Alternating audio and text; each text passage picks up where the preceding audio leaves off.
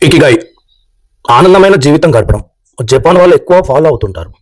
ఉత్సాహంగా ఉండాలి, జీవితాంతం ఎప్పుడు రిటైర్ కావద్దు. ఒకినవా ఐలాండ్లో జీవించే ప్రజలు 50% ఆఫ్ జనాలు 100 సంవత్సరాల కన్నా ఎక్కువ బతికిన వాళ్ళు ఉన్నారు.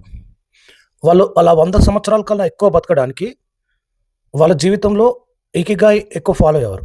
అంటే వాళ్ళు జీవితాంతం ఒకటే పని నమ్ముకొని హ్యాపీగా, హుందాగా, చాలా ఎంజాయ్‌గా ఆ వర్క్‌ని వాళ్ళు చేస్తారు. అంటే వాళ్ళ పర్పస్ ఆఫ్ లైఫ్‌ని ఏంటో తెలుసుకొని వాళ్ళ జీవితాంతం ఒకటే పని చేస్తారు.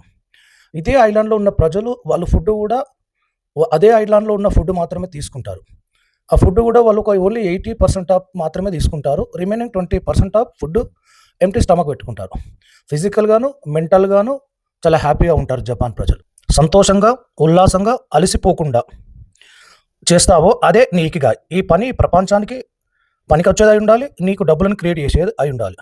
నీ ఇకిగాయ్ ఏందంటే నీ ఫ్యాషన్ ఏంటి? నీ వర్క్ ఏంటి? నీ ఏ వర్క్‌లో అయితే నువ్వు సంతోషాన్ని ఎతుకుంటున్నావో, ఏ వర్క్‌లో అయితే నీకు అలసట లేకుంటుంటదో అదే నీ ఇకిగాయ్. మనం ప్రేమిస్తూ చేసే పనిని ఫ్యాషన్ అంటాం. మనం మంచిగా చేయగలిగే పనిని డెడికేషన్ అంటాం. సాలరీ కోసం చేసే పనిని ప్రొఫెషన్ అంటాం.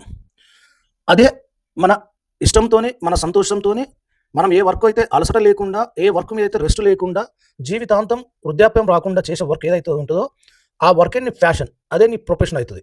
అదే ఇకిగాయ్. మనలో చాలామంది వాళ్ళకు నచ్చని పనిని ఎన్నుకుంటారు. అదే పనిని వాళ్ళు చాలా బలవంతంగా, ఇష్టం లేకుండా వాళ్ళ జీవితాంతం అదే వర్క్‌లో చేస్తారు. కానీ వాళ్ళకి ఎక్కడ హ్యాపీనెస్ దొరకదు. అందుకే వీళ్ళు తొందరగా రిటైర్మెంట్ అయిపోతారు. వాళ్ళ జీవితంలో ఎప్పుడూ ఉత్సాహం, సంతోషం లేకుండా ఉంటారు. ఎవరైతే తనకు నచ్చిన పనిని సంతోషంగా, హ్యాపీగా ప్రతి క్షణం ఎంజాయ్ చేస్తూ ఏ వర్క్ అయితే చేయగలుగుతాడో, ఆ వర్క్‌లో తను పై స్థాయిలో ఉంటాడు. తన సక్సెస్ రేట్లు కూడా చాలా ఎక్కువ ఉంటాయి.